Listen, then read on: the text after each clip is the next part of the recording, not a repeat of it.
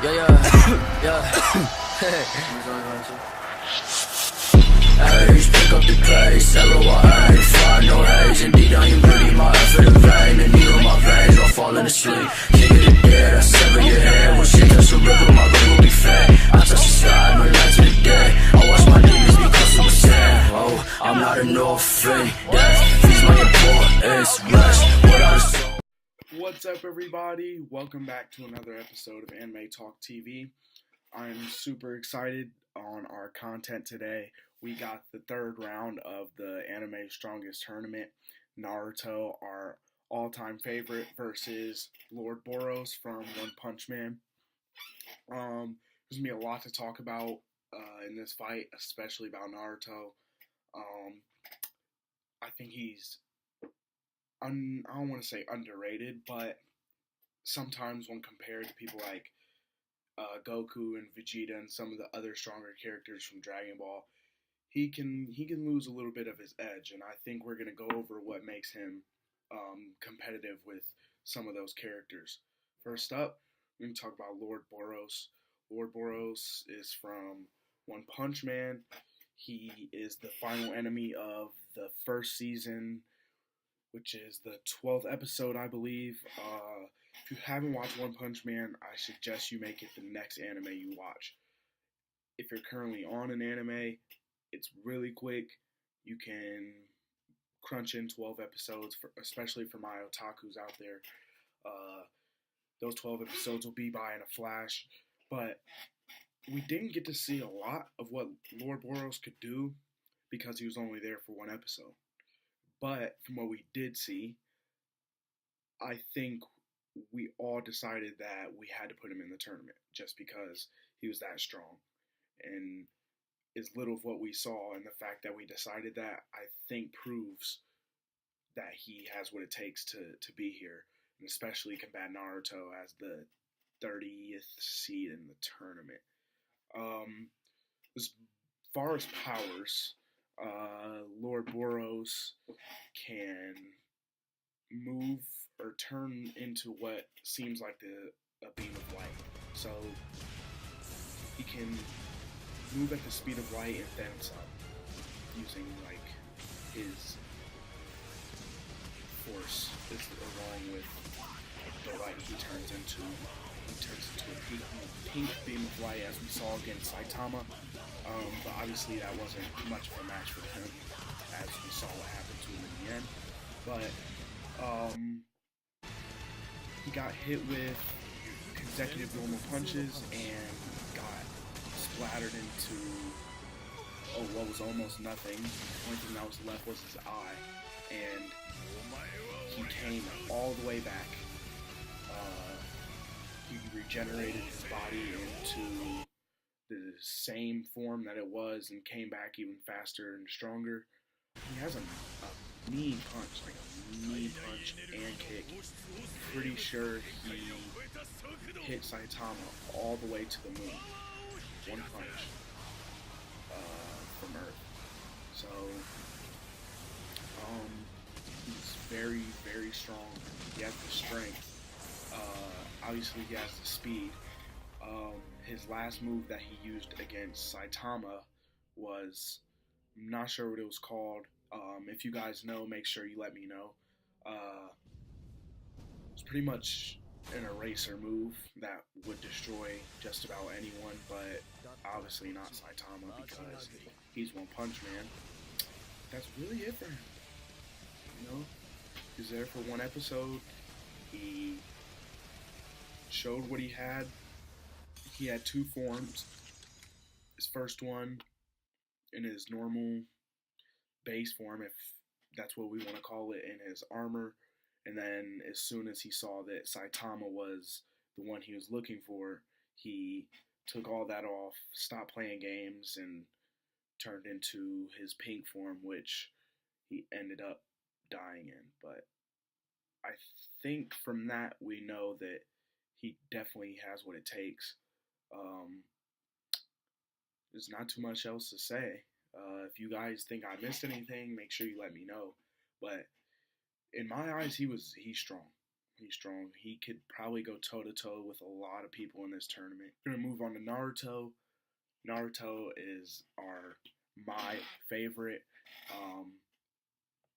Naruto's the single greatest anime ever. But Naruto as a character, strongest character development I've ever seen in an anime. He has went through the most harsh obstacles in his life. He had no parents, had a beast inside of him. People were scared of him, had no friends, wasn't very smart, wasn't very good at jutsu, wasn't good in school. But he came through all that and he made friends like his mom told him. He became the Hokage like he said he was going to since he was a young one in the original Naruto series. He's just an all-around player. He will risk his life for just about anyone in his village, any of his friends, just as the Hokage is supposed to do. But when it comes to his powers, obviously we know he has Kurama.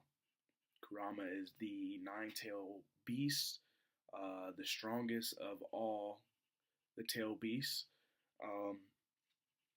Naruto succeeded in obtaining or controlling his power after training with Killer Bee on what was supposed to be an island but was actually a turtle. But then after that, he eventually attained the Kurama Link. The Kurama Link allowed him to combat with Madara and Sasuke and Kaguya and pretty much the strongest people they came across in the whole show. He has his Rasengan that he learned from the legendary Sanin Jiraiya, personally my favorite character, and that stayed with him throughout the whole show. And from the beginning, from the very first jutsu he learned, the multi-shadow clone jutsu, he's perfected it, he uses it flawlessly, and no one but him can use it as well as he can.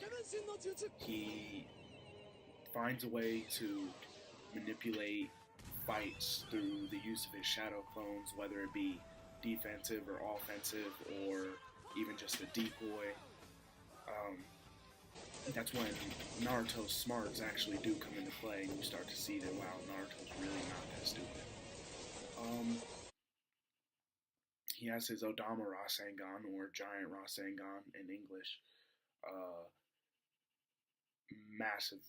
Massive ball of chakra that he can pretty much use at his disposal because his chakra is limitless with Kurama being inside of him. He also, being with Kurama, has the Tail Beast Bomb, which is pretty powerful.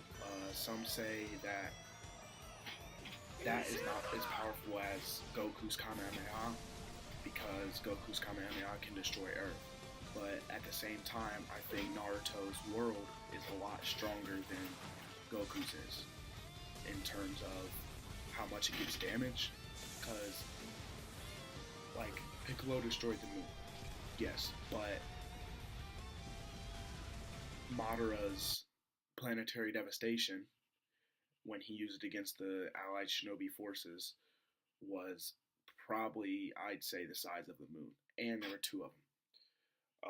So, when it comes to Naruto, yes, it seems as if their powers aren't as strong because of the damage they do to each other and to the world around them, but at the same time, you gotta consider that, one, their world might be bigger or stronger, and that just means if people are surviving these attacks, that they're stronger.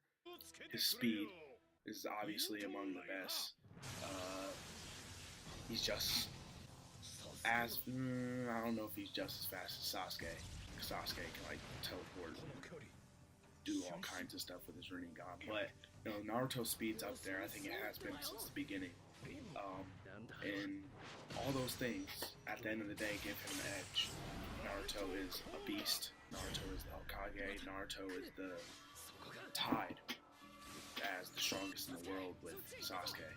Naruto also has Sage Mode, which he used to defeat Pain.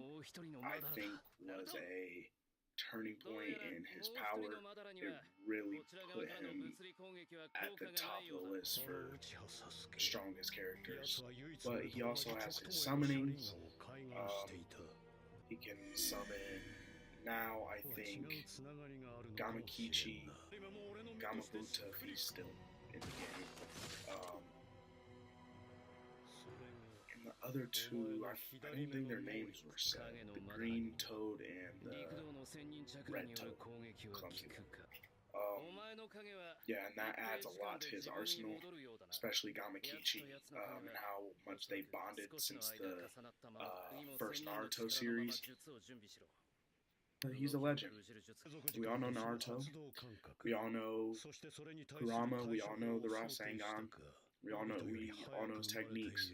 Everything he can use to defeat the strongest opponents, and I think it's going to take him far in this tournament. But poll's going to be up soon. Thanks for watching today. Make sure you like, comment, and if you haven't yet, subscribe. And we'll be on with the next video. The fourth fight, Sasuke versus Ulquiorra of Bleach. I will see you guys later, and thank you.